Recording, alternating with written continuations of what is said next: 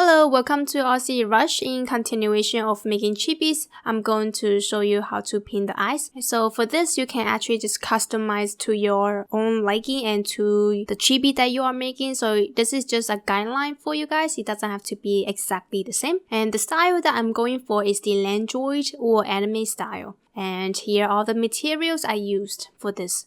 A palette for mixing colors.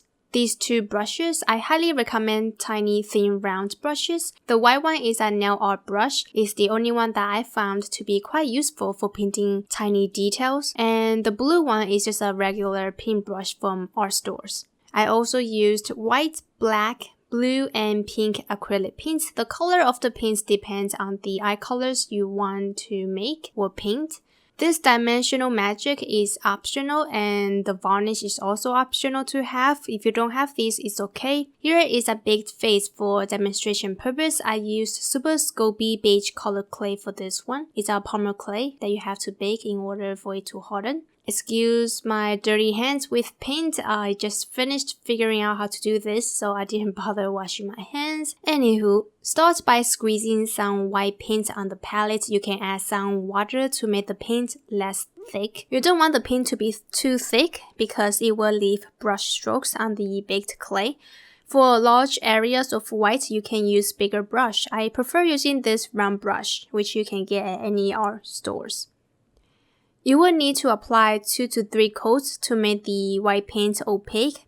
Make sure to wait for the first layer to dry first before applying the second layer of paint. If you still see brush strokes, add some water to the paint. After the white paint has dried, I'm applying the blue color paint. For this part, you can use any color you need for your chibis.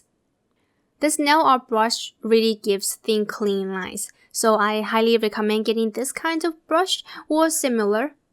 You can, of course, try different things out on your own to see what you like to use the best. After the blue paint has dried, you can add other colors to it. So I'm adding black and light blue. Also going to add some highlights to the eyes to make it pop.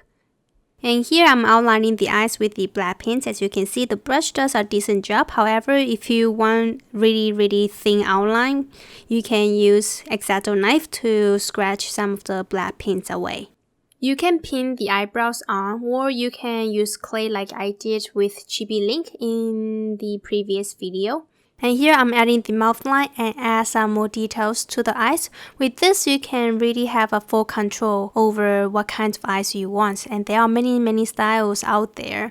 You can pin that One Punch Man's doofy looking eyes if you want, or you can pin Shaolin Gun's eyes. So there are a lot of styles that you can try out. And with painting, you have more freedom and control over what kinds of style that you would like to paint or that you like to have for your chibis.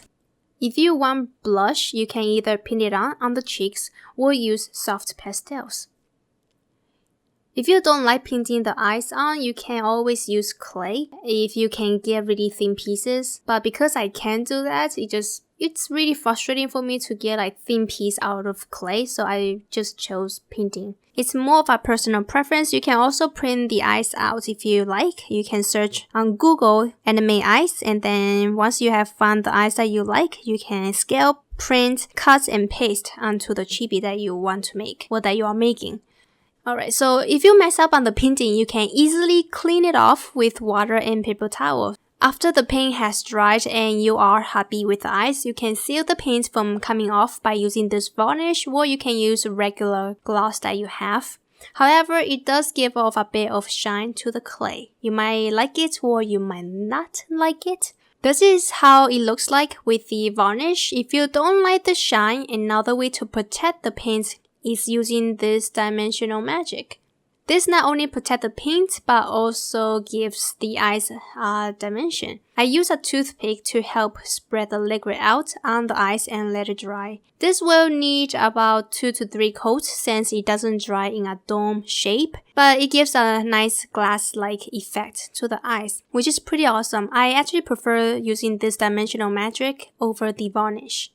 So you can experiment and try different ways on doing this on your own, and I just hope that this video will be helpful to you to get you started. If you like this, then give this video a thumbs up. If you have other ways on doing this, you can share it in the comment section, since we are a very tight community where we learn from each other. So yeah, sharing is caring. You can find Aussie Rush on Facebook, Instagram, Crafty Amino, Jammer, and other bunch of social medias. I have the links in the description box below, so check that out if you are interested. Also, if you want to purchase my creations, you can find me on Etsy.com. I have a shop there. And yeah, that's pretty much it. Subscribe for more videos if you haven't already. Keep crafting, and thank you so much for watching. Bye!